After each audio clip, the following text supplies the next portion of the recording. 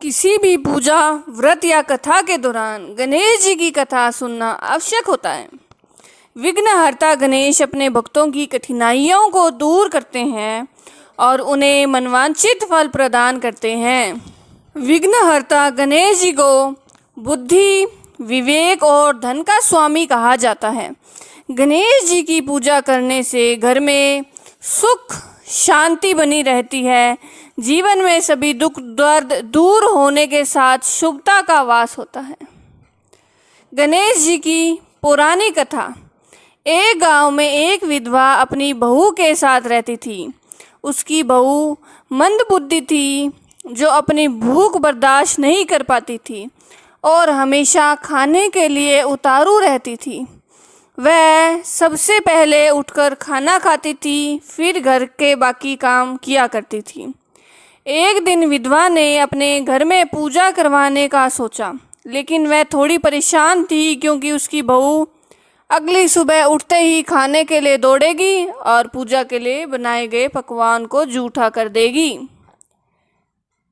अपनी बहू को पूजा के लिए बनाए गए पकवान से दूर रखने के लिए विधवा ने एक तरीका निकाला। पूजा वाली सुबह उसने एक मटका लिया और उसके नीचे एक छेद कर दिया और अपनी बहू से बोली कि आज पूजा है, इसलिए खाना खाने से पहले पानी भर ले आओ।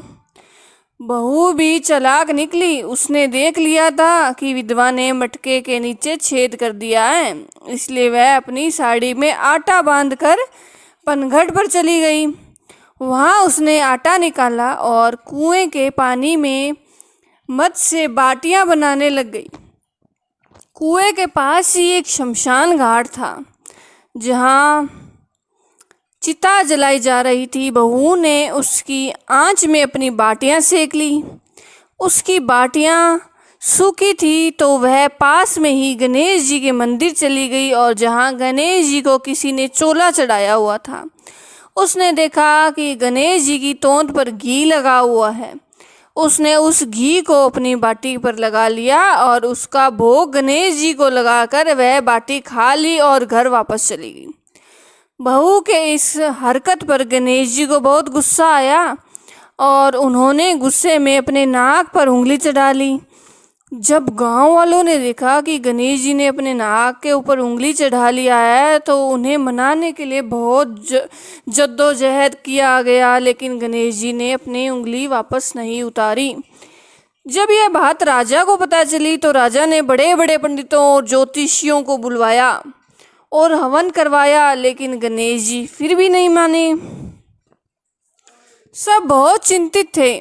राजा ने पूरे गांव में यह ऐलान करवा दिया कि जो भी इंसान गणेश जी की नाक पर से उंगली हटाने में सफल होगा, उसे इनाम के तौर पर 5 गांव दिए जाएंगे।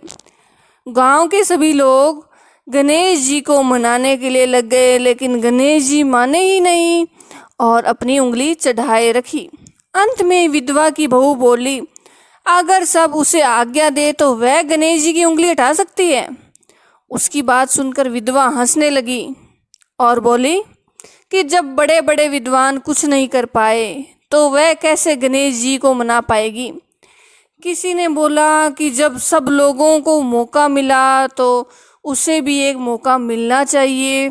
फिर सभी लोग बहू को एक मौका देने के लिए मान गए, लेकिन बहू ने एक शर्त रखी। उसने कहा कि उसके घर से लेकर मंदिर तक पर्दा बांधा जाएगा। सब लोगों ने सोचा कि इतना कुछ तो हो ही चुका है, तो पर्दा बांधने में क्या जाता है। बहू के कहे अनुसार उसके घर से लेकर मंदिर तक पर्दा लगाया गया। बहू ने अपना दिमाग लगाया और वह अपने पेटीकोट में मोगरी छिपाकर मंदिर चली गई। मंदिर जाकर उसने गणेश जी से बोला कि मैंने आपकी तोंद से जरा सा घी क्या ले लिया, आपने अपने नाक पर उंगली चढ़ा ली। अब नाक पर से उंगली हटा रहे हो या दूं एक मोगरे की, अभी आपके टुकड़े टुकड़े हो जाएंगे।